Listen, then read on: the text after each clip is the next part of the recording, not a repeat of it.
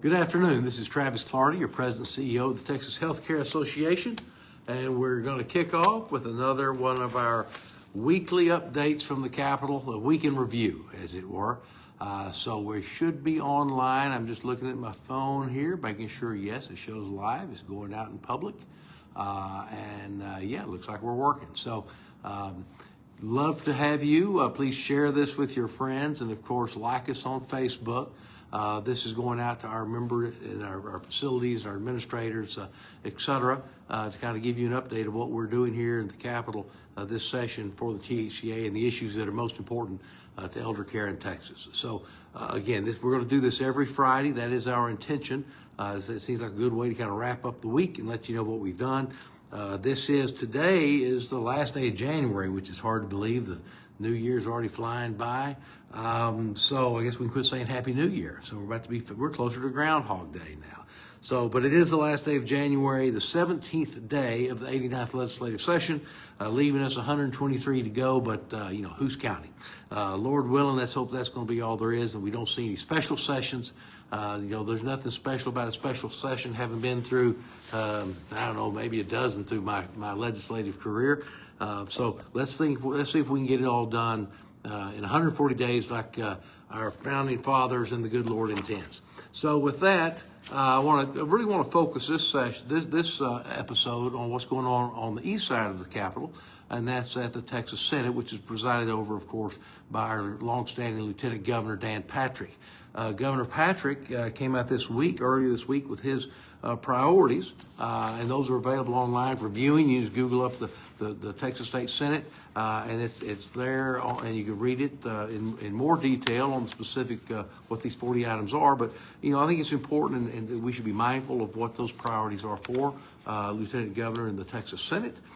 He observes when he first got in there the first 20 spots, 20 bills. So the first bill will be SB 1. Well, of course, that's the budget. It's the Senate turn to start the budget. So that's SB 1, Senate Bill 1. The remaining 19 were kind of those top priority bills historically. Governor Patrick, a few years back, increased that to 30, and this time he's increased it to 40. I don't know if that's because of 40 days in Noah's Ark or 40 days of Lent or why the 40, but we're going to 40 in the Texas Senate. Some old wags told me once upon a time that there aren't that many good ideas in the legislature. In fact, I have come and have always believed that less is more when it comes to passing more legislation and statutes that we all have to live under. But there's always work to be done here. We'll see thousands upon thousands of bills filed. Many have already been filed. We're well over that, over 1,000 that were pre-filed and now have been filed. That we'll be tracking and watching, monitoring, make sure how they impact us. But when I look at Governor Patrick's priorities, again, the budget starts off as number one, the one job we have to do to pass a balanced budget before the legislative session ends. He hits several other things. Oh, thank you for posting that. There's a link there if you want to look at it. And by the way, while I'm reading this scroll, one reason I like to see that is if you do have questions or comments or things you want me to address, type them in, send them to us, and we'll try to take that up here. But if not, you've got our phone number, you've got my email, you know how to track us down, and would love to see you here at our offices where I'm filming this from on 1108 Lavaca. So again, back to Governor Patrick's priority bills. It's things that you would expect. You're going to address the school choice issue again. There's concerns about THC and some of the products that are currently on shelves with little to no regulation. We're looking again on property tax relief, and part of that would be increasing of the homestead exemption.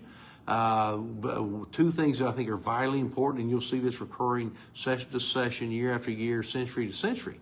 You look at what's important to Texas, and it's going to be roads, it's going to be education, it's going to be water. The infrastructure is always important because that's what we do to take care of Texas and keep our economy as vibrant as it is now and has always been.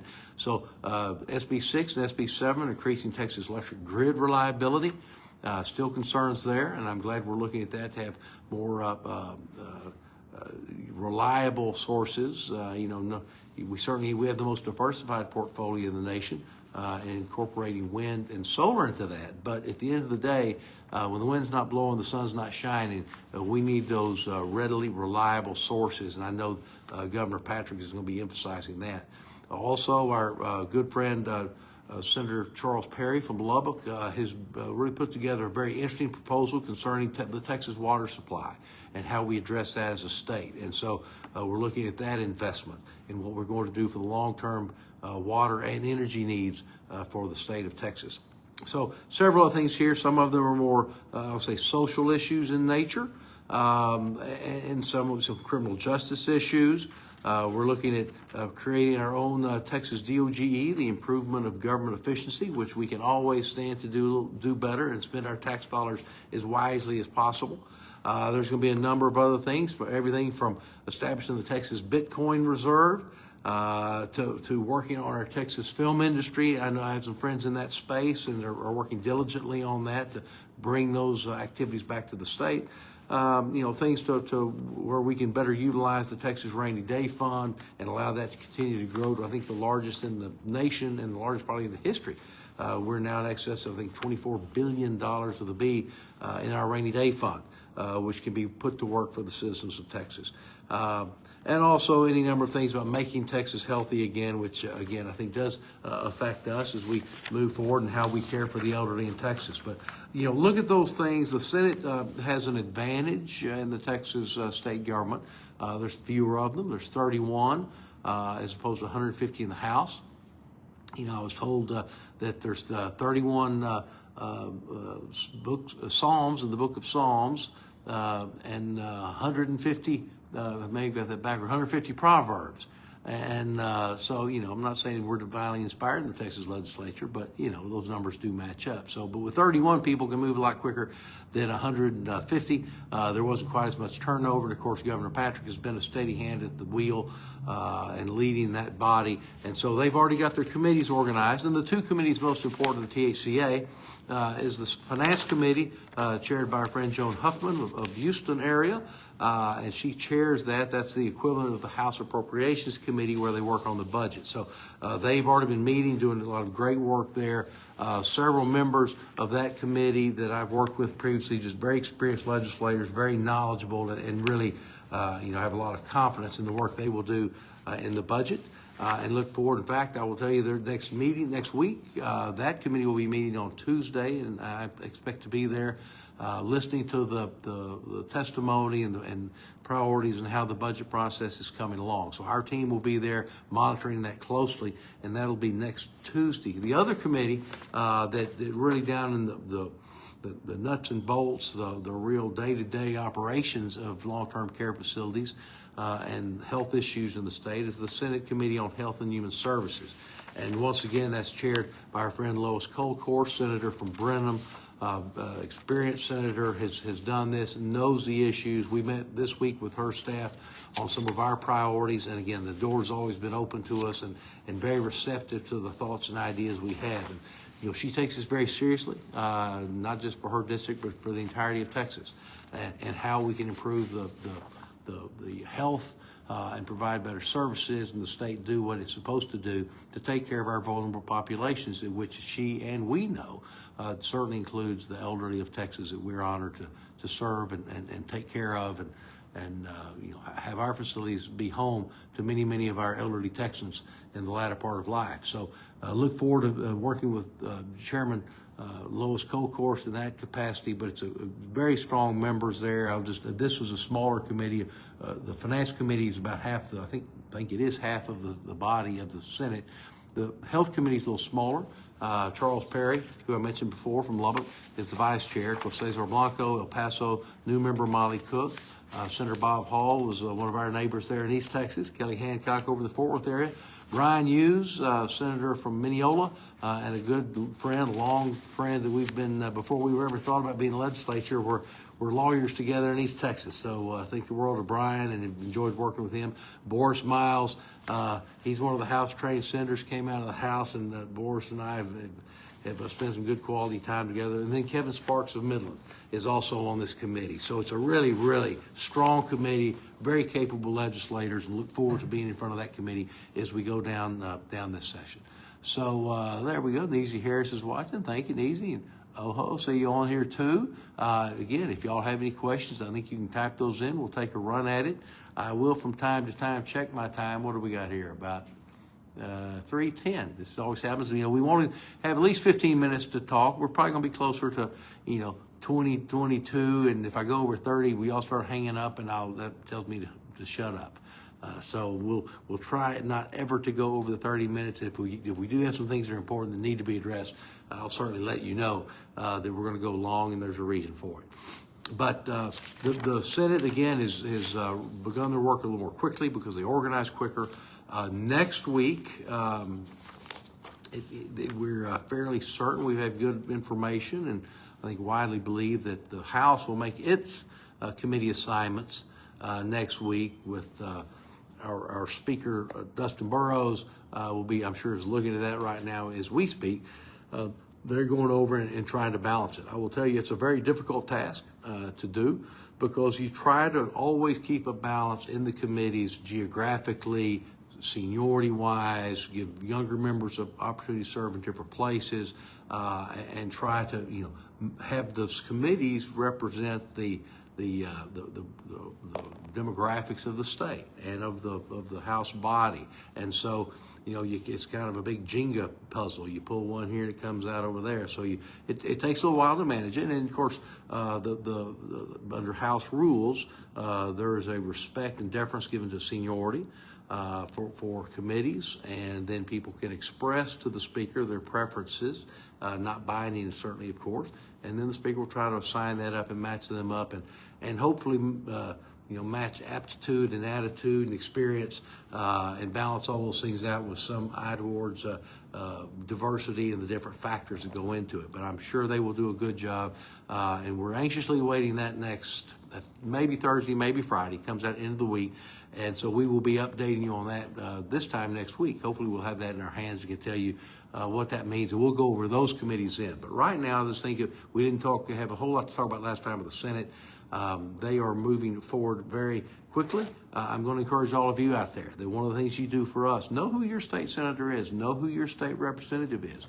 If you have other connections to some of the members of the legislature that you grew up together or went to high school together, went to college together, served in the military together, if you have some natural connection to our legislators, we need to know that, because over the course of the next 123 days, we're going to be asking several of you to come in. All of you come in, and let's get our message out there, what we're trying to do on our priorities and how they can help us take care of the folks that took care of all of us, in our earlier lives. So, but be thinking about that, but know who your member is. And this is going to be part of our job, the THCA, as we kind of reinvigorate our regions throughout the state, different areas of the state, so we can do some meetings post-session in the months ahead, and utilize that and try to invite and include our legislative representatives in our activities. Invite them to open houses, invite them to things where they can get to know you, what we do,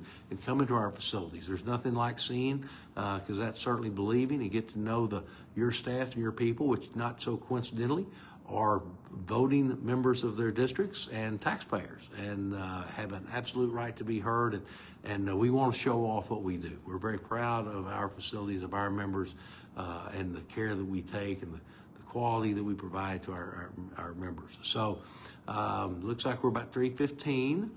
Thank you for that. I've got my very able assistant, the First Lady of the THCA, Judy Clardy, here with me. So we will do that. So as I look around for other things, one thing I would like to have you be mindful of, if any of our board on here, we will be meeting in February, mid-February. I think it's the 19th, if memory serves, don't hold me to it, but mid-February, we meet every month during session with the board. And so I want to thank all of the board members and your companies, your businesses that allow you the flexibility and freedom to come and spend time with us here as we get together and talk about all these same things in the business of the THCA. We've seen some very good positive growth. We're excited about what we have going forward. We are going to be looking to probably join some staff help here in our Austin office, and that will be to be discussed in more detail later. But again, I just wanted to have a chance to tell you what's happened this week. Beautiful, beautiful day. It's going to be a beautiful weekend. I know it's Friday. Everybody's ready to get that started. But I would encourage you, please, to go on our website. look at our THCA legislative priorities. We will be tweaking and working on those. You know, we will probably take up next time in more detail the litigation that's pending concerning the Biden administration's proposed CMS rule on staffing. You know, we know that you know, it's an unfunded mandate. In our view, based upon the lawsuit that we filed in federal court in Northern District of Texas, that there's no basis, statutory basis for them to do what they've done through a rulemaking of an agency.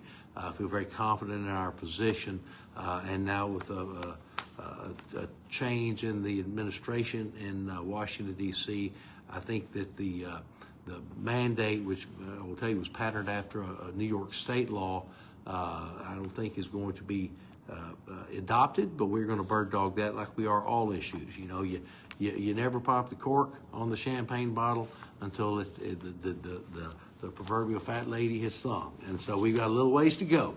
But I'll just remind you, these are our priorities as we're going to go down the list of the things that we've put out there.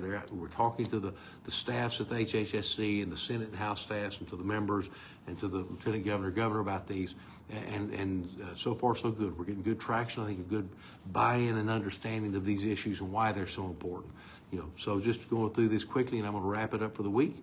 You know, confirming the Medicaid presumptive eligibility, so we can have that processed more quickly.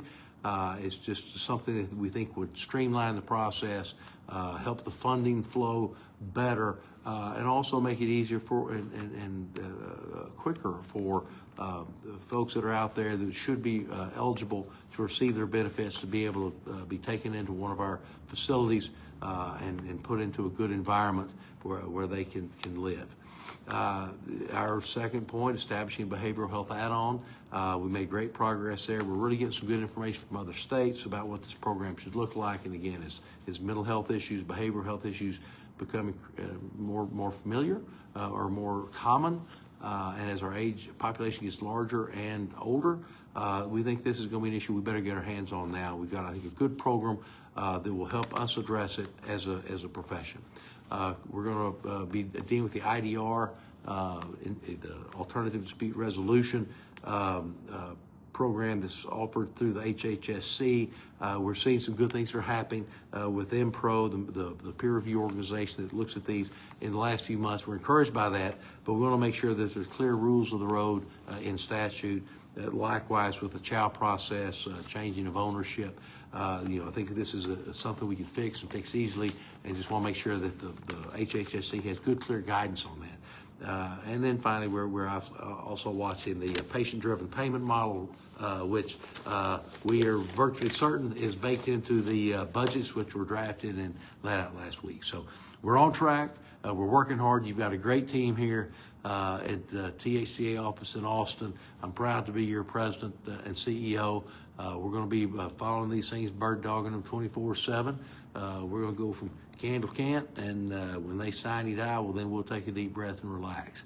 But until then, we'll keep working for us. And when I say for us, I don't just mean our members and for our facilities and for the businesses and the employees. When I say for us, I mean for all of us. I mean for the elderly of Texas that we're privileged and honored to take care of and provide that kind of respectful, civil, professional quality of life that they also richly deserve as we get into our latter years. So with that thought, I want to wish all of you a very happy weekend. Come see us whenever you get a chance. Send us your questions and whatever else you have. And be safe this weekend. And as always, may God bless Texas and God bless all of us. Thank you. Bye-bye.